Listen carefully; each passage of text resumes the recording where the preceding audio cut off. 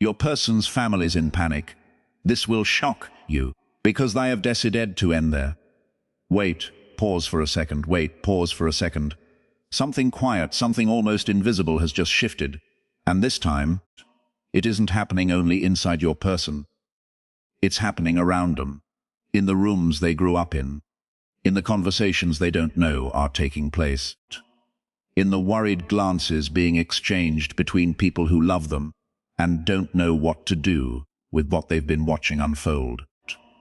Because the people closest to your person, the ones who've known them their whole life, have started realizing something they don't have language for yet. And it's making them nervous in a way they're trying very hard to hide. Their family has been watching, quietly, carefully. With that specific kind of attention family pays when they sense something is wrong, but no one wants to be the first to name it. And what they've been seeing has been adding up.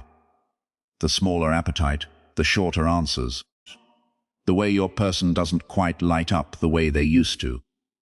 The way they go quiet at strange moments in conversation.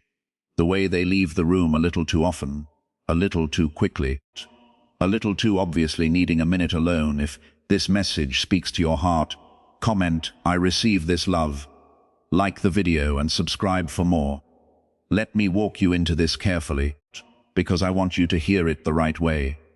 Not dramatized, not exaggerated. Just the real shape of what's actually been happening behind the scenes in their world. It started with a small comment from one family member to another. Maybe a parent, maybe a sibling, maybe someone close enough to notice without being close enough to ask directly. They said something like, "Are they okay lately?" And the other person paused and said, "I was going to ask you the same thing." And that was the beginning, because once it's named, even gently, between two people who love someone, it can't be unnamed. They both started watching more closely. They both started comparing notes without quite calling it that.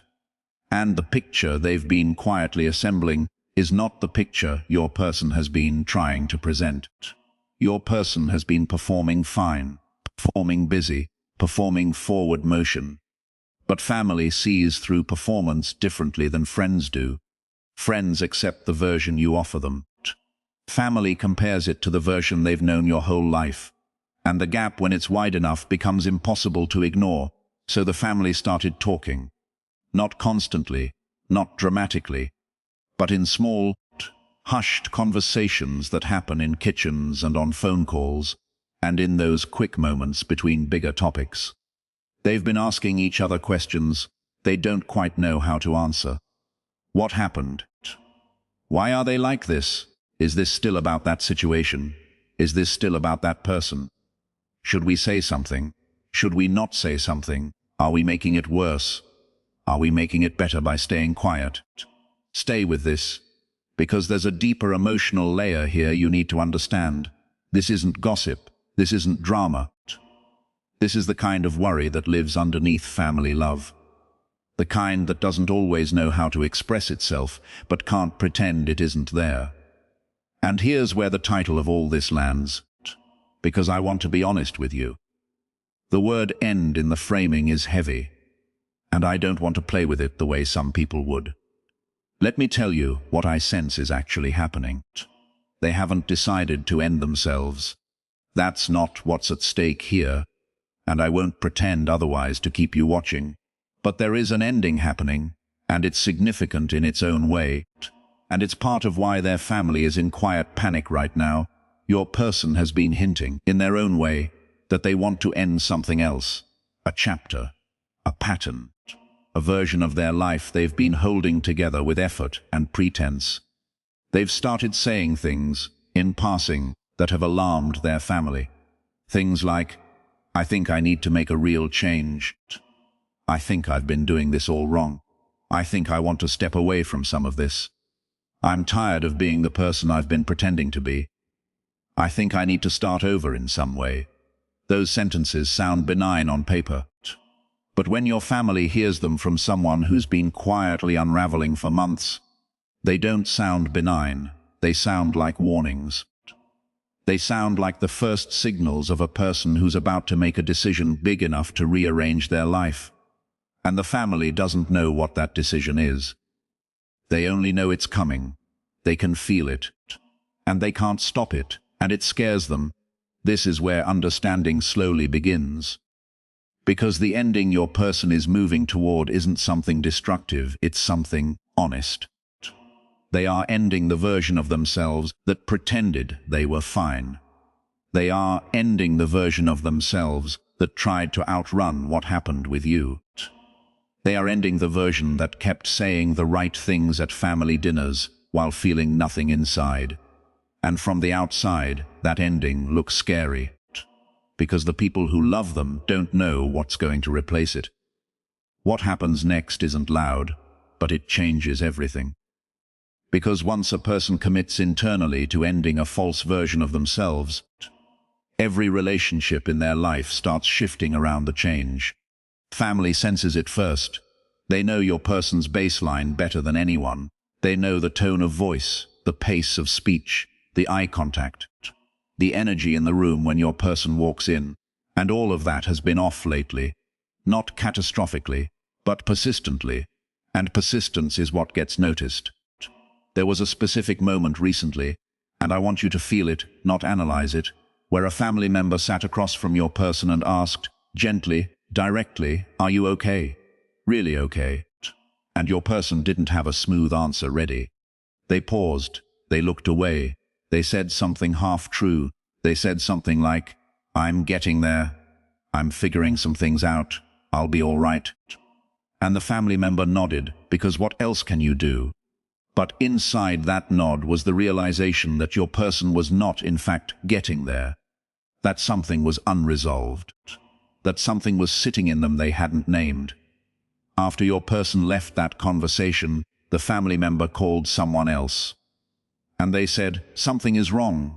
I don't know what it is, but something is wrong." And the call after that, between two people who love your person more than anyone, was where the quiet panic became real.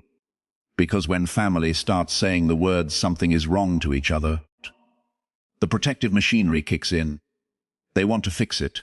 They want to know what it is. They want to help. And they don't know how, because your person hasn't given them the language. So they've been speculating. And in those speculations, you've come up, not as a villain, not as a problem, as a question, as an absence, as something they noticed disappeared from your person's life and never quite got replaced. They've been asking each other, what happened with them? Did they actually fall out? Did they actually let that go? Because I never saw a clean ending. I never saw an explanation that made sense. And now I'm watching this person fall apart slowly, and I keep wondering if that's connected. This is the part they're still trying to understand. Whether to bring it up, whether to ask your person directly, whether to say the unspeakable family thing. Are you still hung up on them? Some family members want to ask. Some are too cautious. Some are afraid of the answer. Some are afraid of making it worse. They're divided internally on how to handle this. And while they debate among themselves, your person continues to quietly fall further into the place no one can reach. If this resonates, let it settle in you. Because the family dynamic around your person right now is more complicated than they realize. And it's affecting them whether they know it or not. There's something else that's been adding to the family's worry. Your person has been talking about decisions that don't quite fit the trajectory they were on. Maybe they've mentioned reconsidering a job. Maybe they've mentioned moving. Maybe they've mentioned wanting to step back from certain commitments. Maybe they've mentioned wanting to do something that the family thinks is impulsive, or out of character, or concerning. And the family doesn't know how to read it. They don't know if it's growth or escape. They don't know if it's healthy reinvention, or something more troubling. What the family doesn't fully understand is that your person is trying to reorganize their entire life around a truth they've come to. They're trying to make external space match internal change. The version of themselves they were when they let you go isn't the version they want to be anymore. So they're tearing down some of the structures that version built. Career patterns, social patterns, relational patterns, habits, routines. The whole infrastructure of who they were is being questioned. And from the outside, that looks like a person coming apart. From the inside, it's a person trying to come together differently. But family doesn't know that. Family just sees the dismantling. And they're worried. They're calling each other. They're checking in more often. They've started showing up unannounced sometimes. Not because they want to interfere. Because they want to make sure your person is still there. Still themselves. Still okay. You don't need to force this. Just feel it. Because the system around your person is in motion. And you are, in some quiet way, the center of gravity of that motion. Whether anyone in that family would admit it or not, there's been one specific conversation that I think you need to know about. A family member, in a quiet moment, when your person was visiting, finally said something close to it. Said something like, "I don't know what happened with that situation, but I miss seeing you the way you used to be. I miss who you were when things were going well for you." And your person didn't have a smooth response. They got quiet, they looked down, they might have made a joke, they might have changed the subject. But the comment landed. And it stayed. Because hearing your family say they miss who you used to be is a different kind of weight. It's not romantic loss, it's witnessed loss. It's the loss of yourself that other people can see. The loss of yourself that has become visible enough that the people who love you the most have started naming it. And once it's named, it becomes harder to hide. Once it's named, the performance stops being sustainable. Your person walked away from that conversation rattled. They held it together until they were alone. And then they didn't hold it together quite as well. Because when family sees through your performance, it strips you of the last layer of protection you had. You can no longer pretend, even to yourself, that you're hiding it well. They've seen it, they're worried. And now you have to either keep performing for them on top of everything else, or finally start telling the truth. This is where things quietly began to shift. Because honesty, once it starts breaking through, has a momentum of its own. They've been more honest in their interior life lately than they've been in years. They've been thinking real thoughts, feeling real feelings, letting themselves sit with realities they used to dodge. And the family, even without knowing the specifics, has been registering that change. Their worry isn't unfounded. It's accurate. Their person is changing. They just don't know what direction the change is heading. If you've felt this shift too, you already understand. There's been a different atmosphere around your person lately, a different weight. And you've probably been picking up on it, the way people pick up on things they can't name. That's not coincidence, that's connection. The kind that doesn't disappear because of distance. Let me say something important here. The family's panic isn't a bad thing. It's actually a sign of how much has been changing. People don't panic about someone who's stable. They panic about someone they sense is at a turning point. And your person is at a turning point. They're standing at the edge of an ending. Not the ending the title might have made you fear, but the ending of an old way of being. The ending of an old story they've been telling about themselves. The ending of a chapter where they tried to convince everyone, including themselves, that letting you go was something they could simply do and move past. That story is dying. The family can feel it dying. They don't know what's coming next. And the not knowing is what's scaring them. There's a part of me that wants to be very gentle with you here, because I know how it can feel when you hear that someone you love is going through something heavy. There's a part of you that might want to rush toward them, reach out, send something, check in. And I'm not going to tell you that you should or shouldn't, because that's your decision and yours alone. But I want you to consider this carefully. What your person is going through right now is necessary. It's painful, but it's necessary. They are dismantling something inside themselves that needed to be dismantled. And while love wants to interrupt suffering, Sometimes the most loving thing you can do is let the process complete. Let the old version die. Let the new version emerge. Let the family worry even, because their worry is a signal that real change is happening. Be still and know. There's something in that quiet line that fits where you are right now. You don't have to act on every feeling. You don't have to intervene to be loving. You don't have to insert yourself to be present. Sometimes presence is the energetic field of someone existing peacefully in their own life, while another person undergoes their necessary transformation. That kind of presence is more powerful than any message you could send. Something about them still stays with me.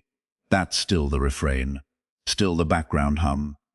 The family hasn't said your name out loud in front of your person yet, but they will. Or your person will.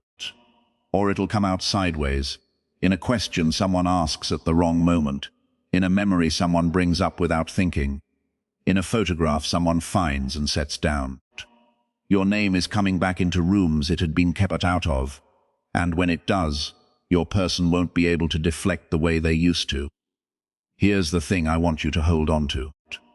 The family being in quiet panic is part of how the truth is going to surface. They are not going to let your person keep going like this indefinitely. They love them too much. At some point, one of them is going to push. Going to ask the direct question. Going to say the thing they've been hesitating to say.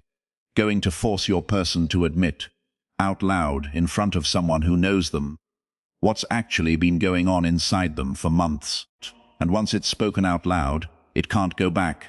That's the nature of admission. Once your person says the words, yes, this is still about them. Yes, I haven't moved on. Yes, I think I made a mistake. They will have shifted from internal acknowledgement to external acknowledgement. And external acknowledgement changes what's possible. It changes what they have to do next. The family is, without knowing it, midwifing that admission. Their worry is the pressure. Their attention is the audience. Their questions are the opening. And your person is going to break eventually, under the gentle but persistent weight of being looked at by people who love them and aren't fooled by the performance anymore. That breaking isn't a tragedy. That breaking is the beginning of something honest. If something opens between the two of you in the future, it's likely to come after that breaking. After your person has finally told someone, maybe a parent, maybe a sibling, maybe a close family friend, what they've been carrying. After they've heard themselves say it. After they've sat with the reality of what they've been hiding. The reaching out won't come from a polished, composed place. It'll come from a humbled one, from a quieter one, from a place that has nothing left to defend. What I want you to do right now is nothing. Not as instruction, as permission. You don't have to make anything happen. You don't have to fix this. You don't have to position yourself. You don't have to disappear or perform or signal anything. The work is being done. The family is part of it. Your person is part of it. The atmosphere around them is part of it. Your role in this moment is to live your own life with as much groundedness, dignity, and quiet faith as you can. The shock of what their family has noticed, the quiet panic they're carrying, the sense of an ending they don't fully understand, all of it is in service of something. It's pressure that's going to push your person across a line they couldn't cross by themselves. And when they cross it, the choices they make next are going to look different from anything they've done before. There's a kind of grace in being on the outside of this. You don't have to feel the panic. You don't have to manage the worry.